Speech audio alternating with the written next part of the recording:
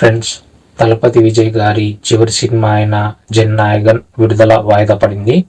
ఈ సినిమాలో తమిళనాడు రాజకీయాలను ఉద్దేశించి డైలాగులు ఉండడంతో సినిమా సెన్సార్ సంబంధిత సమస్యలను ఎదుర్కొంది. దీంతో ఈ సినిమా మూవీ మేకర్స్ మెడ్రాస్ హైకోర్టును ఆశ్రయించారు.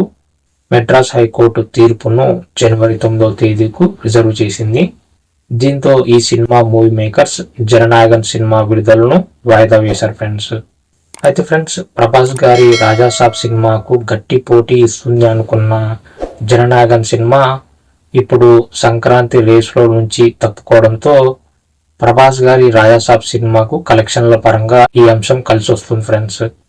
ఎందుకంటే తమిళనాడులో జననాయగన్ సినిమా కోసం కేటాయించిన అన్ని ప్రధాన థియేటర్లు ఇప్పుడు ప్రభాస్ గారి రాజాసాబ్ సినిమాకు బదిలీ చేస్తున్నారు. దీంతో తెలుగు రాష్ట్రాల్లోనే కాకుండా తమిళనాడులో కూడా రాజాసాబ్ సినిమాకు కలెక్షన్లు బాగానే వచ్చే అవకాశం ఉంది ఫ్రెండ్స్.